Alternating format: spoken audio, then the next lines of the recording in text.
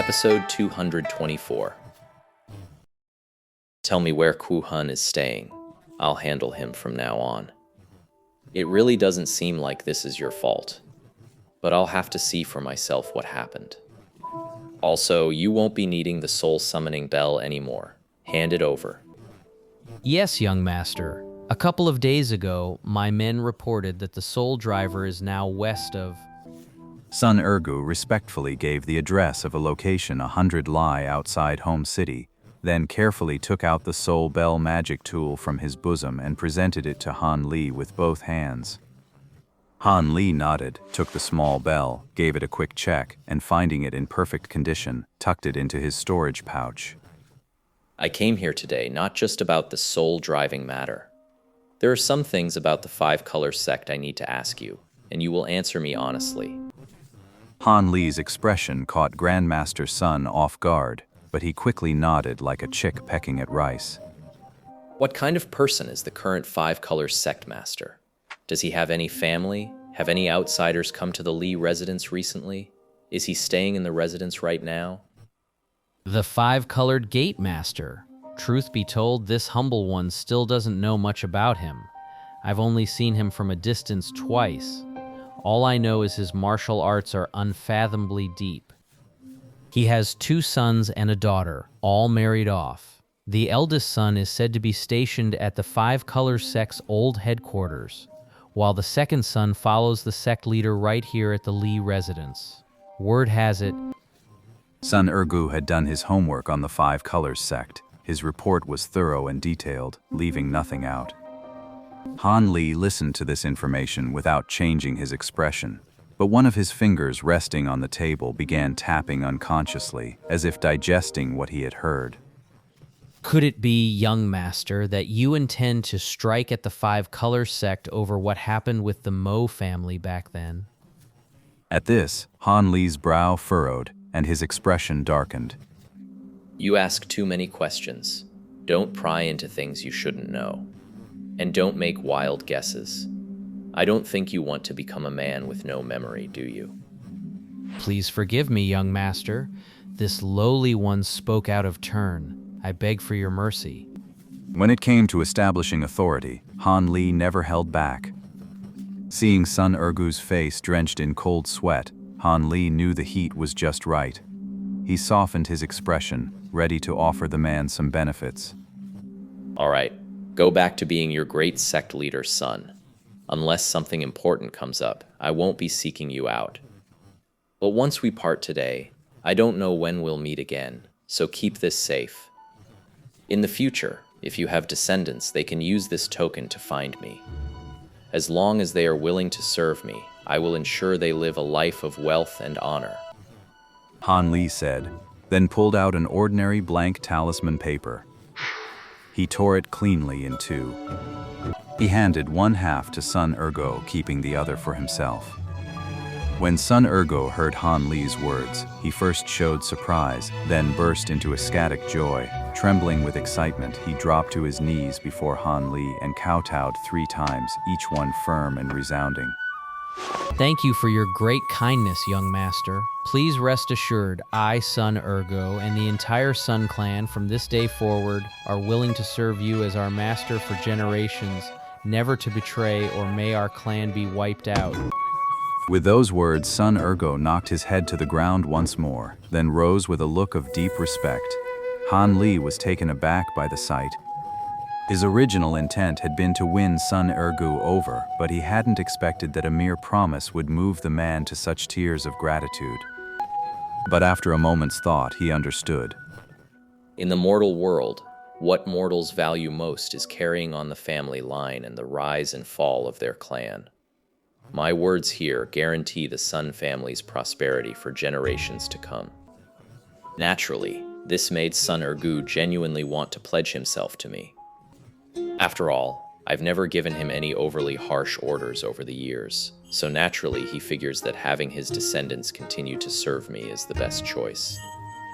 Having figured that out, Han Li was actually pretty pleased with himself. If Sun Ergu truly served him with his heart from now on, the results would naturally be vastly different from half-hearted compliance. Good.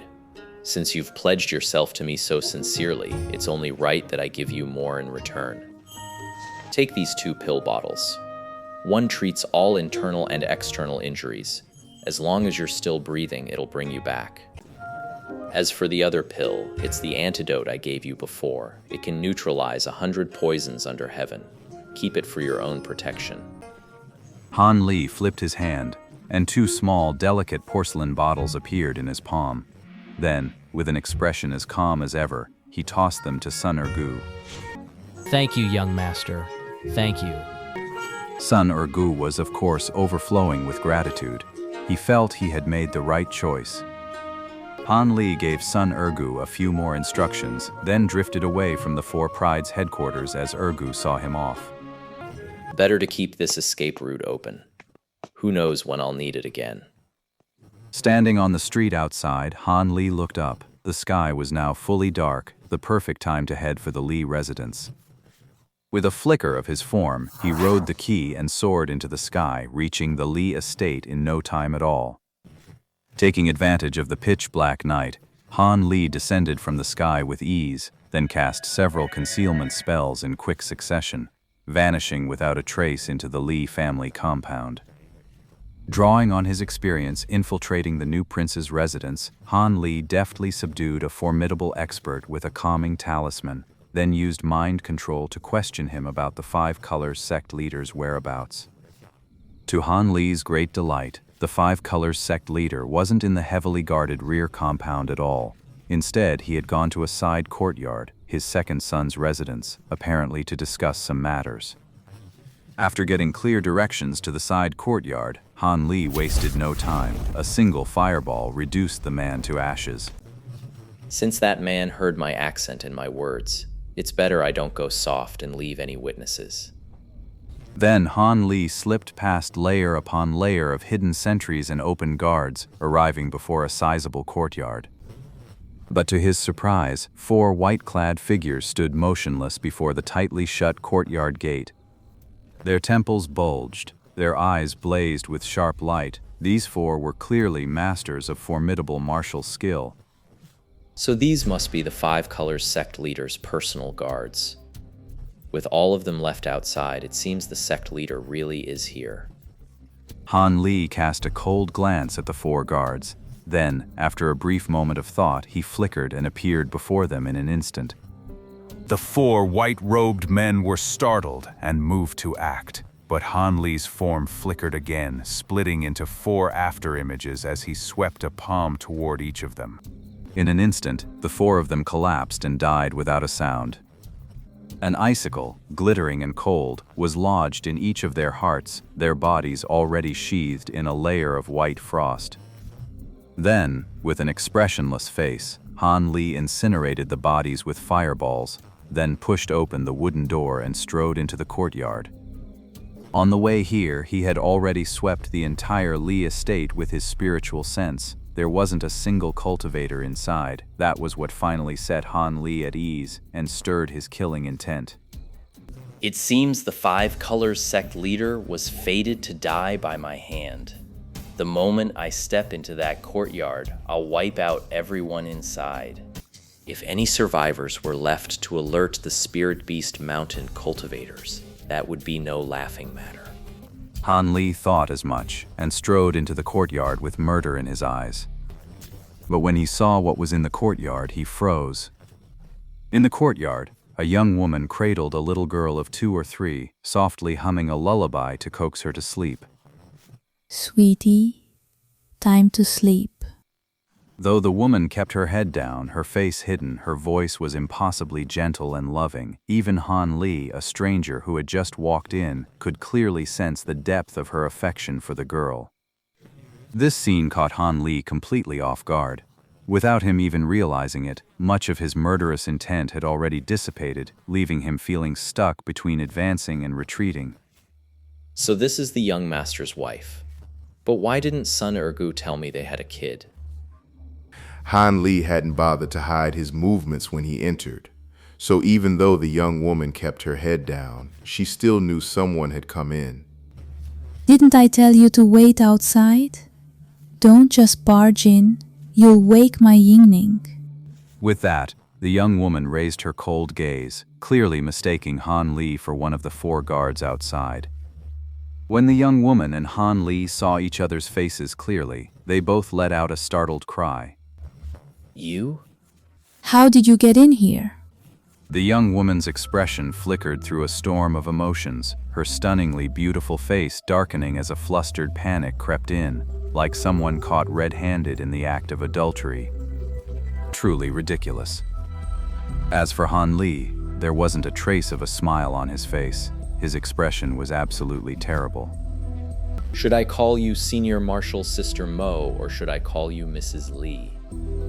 This young matron was none other than Mo Yuzhu, the eldest of the 3 Mo sisters, the very same peerless beauty who had once driven the young masters of Jiayuan City to utter distraction, leaving them unable to eat or sleep in peace. Though she now dressed as a married woman, her breathtaking beauty had not diminished in the slightest. If anything, it had taken on a maddening allure that drove men wild. Mo Yuzhu's face turned deathly pale at Han Li's words. She swayed unsteadily, nearly collapsing to the ground with the child in her arms. Yuzhu, why do I hear a stranger's voice? Who are you talking to? The person inside seemed to sense something amiss outside, and a somewhat familiar voice drifted out. The door swung open, and out stepped an old man with white hair and a youth of about 30. That young man was none other than the Li youth Han Li had briefly crossed paths with at the Shang family tavern earlier that day. The white-haired elder with his snow-white beard and ruddy complexion had a kindly, benevolent look, yet when his gaze fell upon Han Li, a flicker of something unusual crossed his face.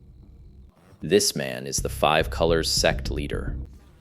Han Li shot the old man a cold look, then asked Mo Yuzhu a blunt question. But at this moment, Mo Yuzhu was in no state to speak.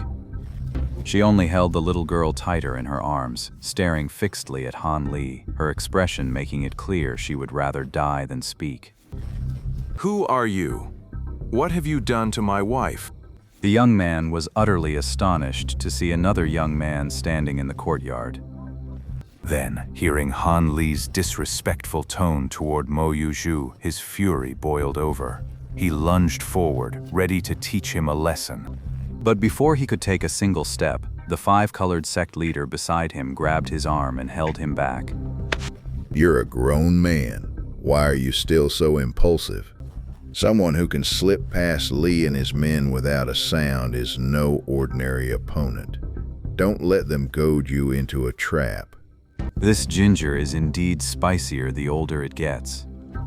Just from the 5-color sect leader's meticulous planning, one could tell he was no ordinary man. If he were truly a Foundation establishment cultivator, Han Li would have been on high alert, regarding him as a formidable foe. But unfortunately, he was merely a mortal. No matter how deep his schemes ran, before absolute power, he simply wasn't worth Han Li's notice.